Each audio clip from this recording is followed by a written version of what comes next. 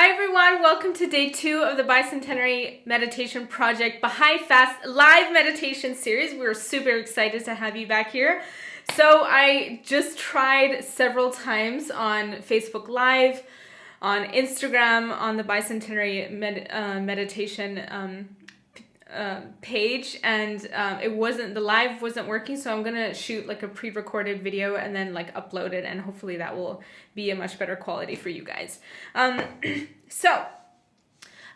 Today is day 2 of the Baha'i fast. How are you feeling? How's everything going for you and your body and your energy, your mental and emotional state? What are you noticing? What's happening at work for you? Like, all of these things are wonderful kind of like perspectives and frameworks that we can kind of see how we're doing in our day-to-day life. So day 2 is usually a little bit more challenging. It's when like feelings are bubbling up and things are coming out. And so you might feel a little bit agitated, you might feel more tired, you might notice that you're more irritable, and that's really because there's a lot of toxins flowing in your body because it's trying to purge it out. So in this time, usually we can get really hard on ourselves and we can feel really down because like we're doing the Baha'i fast, we're trying to become spiritual, we're trying to be spiritual beings, and yet we're feeling worse than ever, you know? So this time will pass. It will get easier after the 3rd day, physically speaking. Like more of the toxins will purge out and you'll be able to go to deeper layers within the body. So I really ask for us to be gentle with ourselves, especially today for the weekday. One of the qualities that we're going to practice using the Baha'i calendar is grace, Fiḍál. So we really want to actually use this grace for ourselves and be graceful in our bodies, our energy, and mostly I'm referring this to the mental and emotional layer of the body. And so yeah, what I wanted to share was that these Baha'i Fast live meditation series are not just for Baha'is. Like, of course, there's a lot of like reflection practices, meditation practices on universal principles. So it's not Baha'i specific. So if you have any friends that would love to join, or you are not a Baha'i, don't feel that this is a Baha'i specific sort of thing. This is really available for anyone at any point in time, not just during the Baha'i fast. And that was something I really wanted to share with you guys, is that the Baha'i fast, like what I've done like the previous years, I've had people like not even during the Baha'i fast write to me from the emails that I've sent before, and they didn't read them during the Baha'i fast, but they later on remembered they were going through a difficult time, and they remembered the podcasts and the reflection questions that were there, and they really wanted to deepen their spiritual practice during that time. More like they really felt like they needed it. So, and then they looked into it, and like they were doing it. And so they wrote me a message like being like, Nahal, thank you so much for these things, because now I'm going through a really rough time and I can really use them in my own reflections. So this is why I love that it's on the Facebook page, Bicentenary Meditation Facebook page, because and on the Bicentenary Meditation Instagram and the Yoga Avec Instagram and Facebook pages and groups. So if you're not even on any of these things, please do join all of them in case like you want to see it repeatedly and you'll be able to find it more easily and things like that. But I just want to let you know where all of the resources are. So if you prefer Facebook, you can do Facebook. If you prefer Instagram, you can do Instagram. And also it's actually replayed on YouTube as well. So you're welcome to go to the Yoga Avec Moi YouTube channel to check that out. And actually, speaking of the YouTube channel, I just remembered, because the 2nd day gets a little bit more tough when it comes to emotions and things like that, I definitely had to extra reflect this morning. And I was like, wow, I really need to tell everyone that to be prepared for their own emotions more. But more importantly, I want to offer you more tools. So on YouTube, I have 2 videos that I think would be really helpful for you today in particular, and tomorrow, and just any day that you have a difficult day. You can actually use these 2 videos like over and over again. There's one video that I have called Emotional Cleansing technique or practice or something like that. It's one of the first videos I've ever made. And it goes through a very detailed emotion of how to let go of very negative emotions that hold us back. So to let it go and to feel like a sense of release. So I go into detail into how to do this practice. That's video 1. Video 2 is about how to experience all of your emotions. And this is what I made during the beginning part of the pandemic, and to share that how important it is. And I actually share a breath technique in there as well, and share like research studies. So these 2 YouTube videos I think would be a wonderful addition if you would like to learn more, or if you're feeling like, today is feeling a little, support yourself, it's feeling a little difficult, support yourself in your own spiritual practice. And what the most important thing is to really be graceful and accepting to what we're going through in this moment in time. So don't think that, we're having this like, our emotions are starting to bubble up and things like that, that this is wrong. This is actually the Baha'i fast working its magic. And so even if you're not a Baha'i, this period of time where people choose certain periods of times to do these cleanses are not random. They're connected to nature, they're connected to the astrological signs, they're connected to calendars, they're connected to seasons changing. Right now, we're, at least the season that I'm in, it's like winter moving into spring. And this is a time where all the heaviness of winter food is like trapped in our bodies. And the last month of the fast is basically to cleanse that in order to start anew for spring. And more lighter and more like vegetables and like foods and like raw vegetables and foods. And so maybe more colder foods. So all of these things kind of are not random. So it doesn't really have to do with the Baha'i fast, but it could be, you could use it, see it as lens through seasons or astrology or of numerology even. So yeah.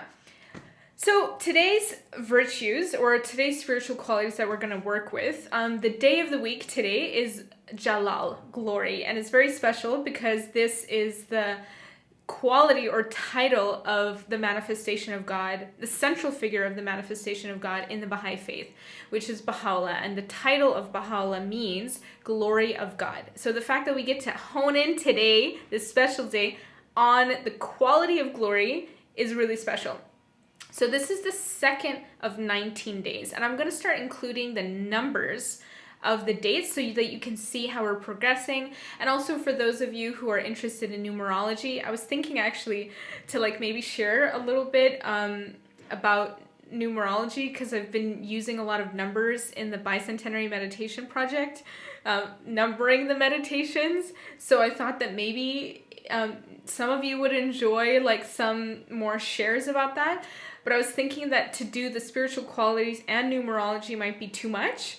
So maybe I'll leave this for next year, but let me know in the comments below if this is something that you're interested at all. I would love to hear your thoughts either way. Okay, so the second quality that we're working with is the weekday, which is Fiḍál, grace. Second day of the 7-day week. And as you know, from yesterday's practice, ʻAlá'علا'Loftiness is it's going to be consistent throughout. So going over the definition of what loftiness means, it's the condition of being high or lofty, impressiveness in scale or proportion. So this whole Baha'i fast, all we're trying to work on is being is to blow people's minds in every single way, like, and to also blow our own perceptions of ourselves in proportion and scale. So, you know, it's not really all about like the other, but it's also what spiritual qualities can I inwardly develop that's impressive in scale and proportion throughout this Baha'i fast, right?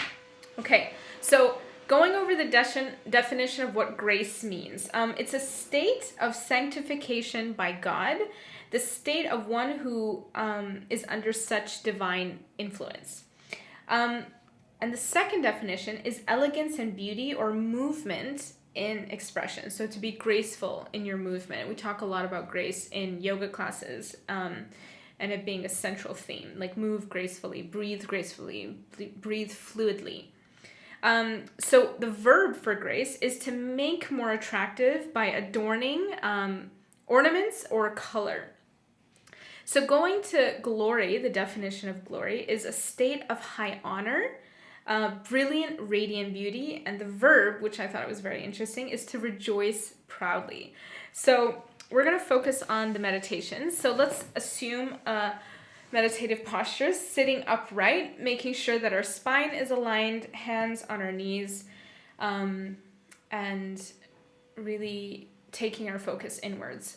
Palms facing upwards is going to give you a more active state of meditation and attention and focus, and palms down on your knees is going to take you a little bit more subdued. It's more the yin phase of the concentration, so it's going to be a little bit more quiet. So choose what you need every single day.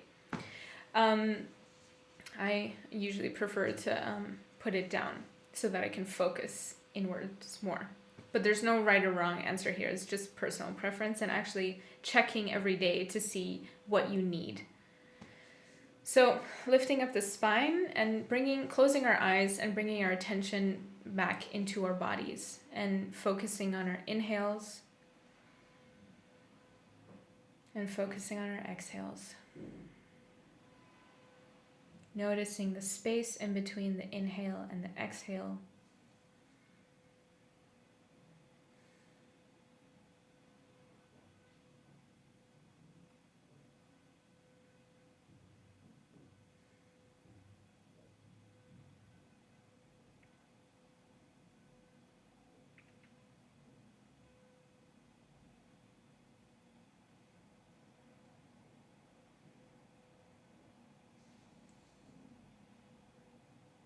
So begin to notice the length of your breath.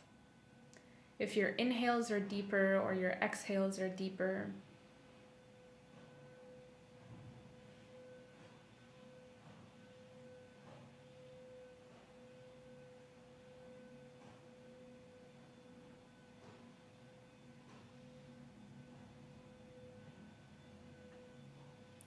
And beginning with the quality of the day, the spiritual quality of the day, with glory, Jalál. So thinking about glory and how, what it looks like in our physical, what does glory look like in the body?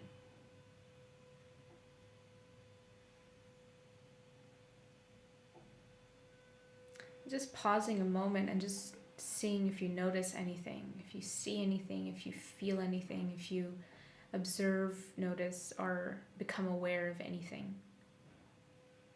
And if not, like totally, that's okay, and just move on to the rest of the meditations. I'm going to go through these relatively quickly because the transition of each virtues actually really helps to hone in our focus.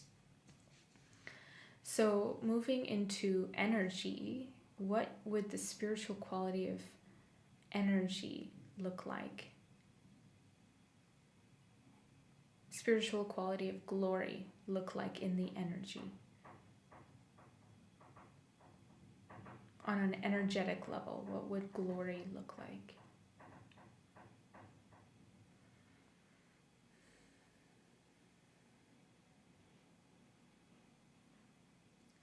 And what about glory in a mental or emotional state?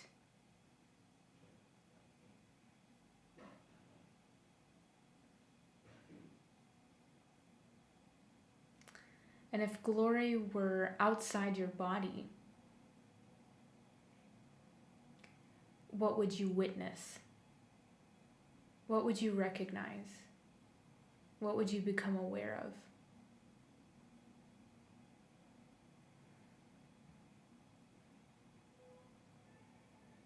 And how could you practice glory in the workspace?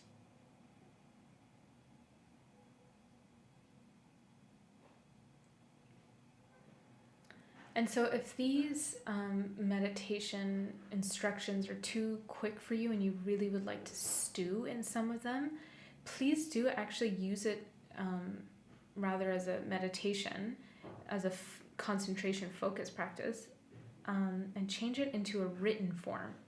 So all the questions that I'm asking, you can actually sit and reflect on each question, and see if there's more thoughts that come through so that you can really get deep into this.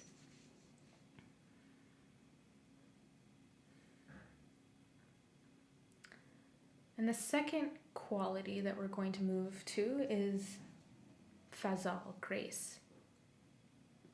What does grace look like on a physical level? What do you see? What do you feel? What do you taste? What do you hear? What do you touch? What can you touch? What can you feel?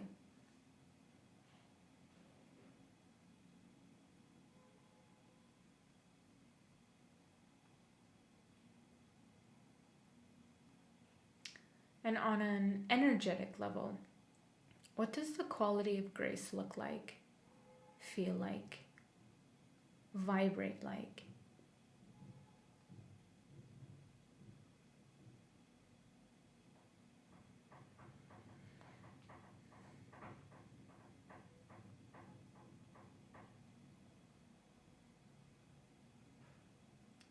And what about being graceful in the mind and the emotions?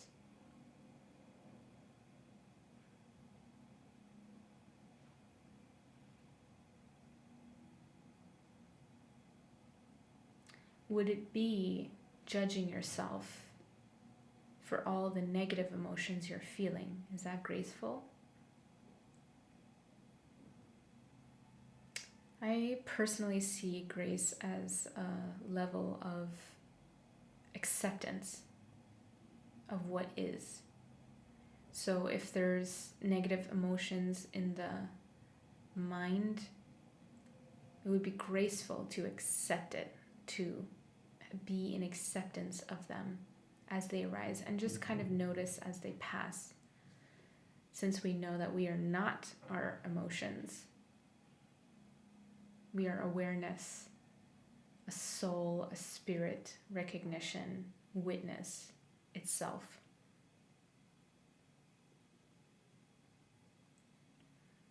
And if grace was outside of you and you were to look at it objectively, what would you recognize? What would you become aware of?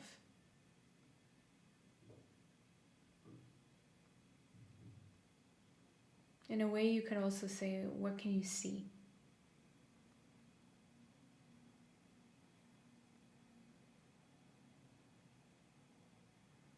And then what does grace look like at the workspace? In doing something that you love? How would it show up?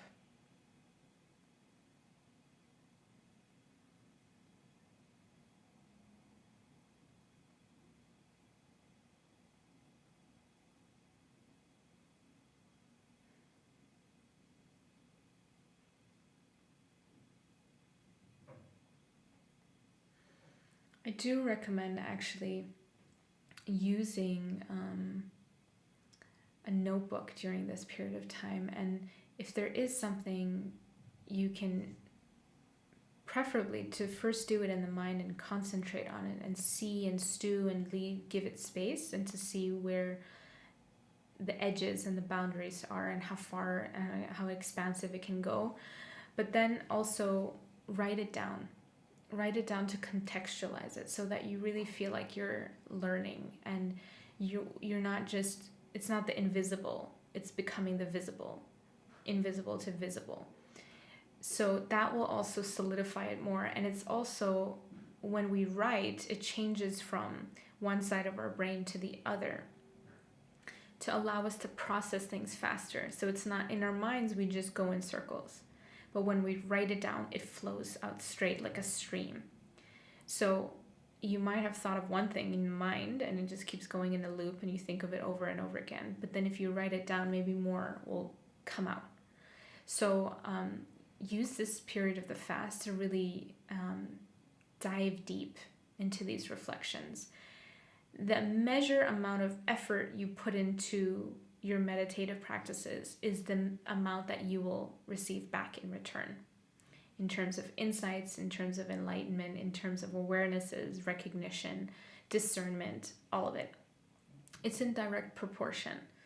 Abdu'l-Baha mentioned that life is a struggle, and that effort is constantly needed in order for us to just be working. It is not okay for us to coast. So if we're striving and we're struggling, we're trying to overcome, and we're always in this state, this is when we grow and we learn and we move to a loftier, higher state.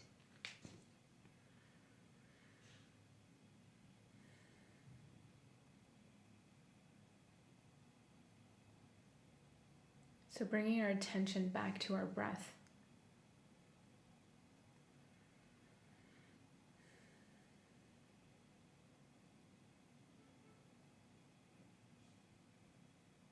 And giving yourself a moment of silence to just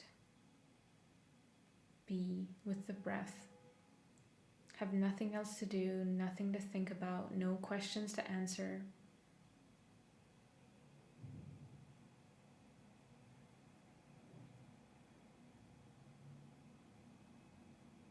I'm going to ask a series of questions to do a little bit of a release, because today some people might feel more emotional tension. So I really want to go over a technique that's called the Sedona method, where it really releases like 5 major wants that we usually get stuck in.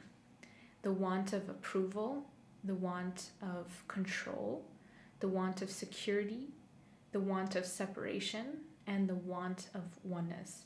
So it is not oneness usually is a tricky thing, especially I think for Baha'is, because we're all about oneness of humanity, oneness of this, but it's not being one that's wrong, because that's a spiritual truth, but it's the wanting oneness. When you are oneness, that is, it creates some tension and doesn't help you get there. But kind of like embodying it more is really what you would actually help to bring that spiritual truth into form. So I'm just going to go over simple questions, several questions, and in your mind you can just observe to answer yes or no to any of these questions. So would you let go of wanting approval? And also the opposites of this also sometimes work. So sometimes it's actually us subconsciously wanting disapproval. So would you let go of wanting disapproval?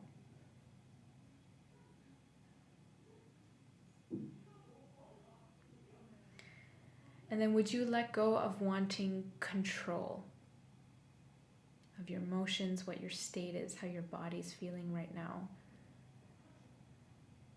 And would you let go of wanting to be controlled?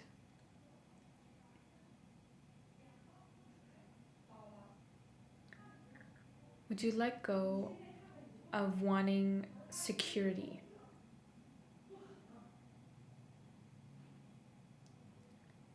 Would you let go of wanting separation?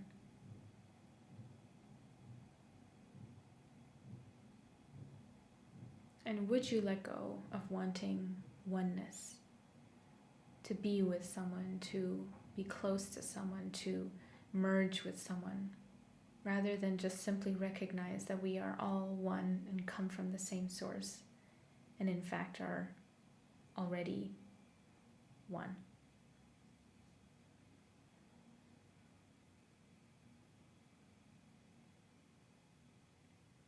Okay, so that's all we have for today. Thank you all so much for coming to day 2 of the Baha'i Fast, and I look forward to seeing you tomorrow. Bye.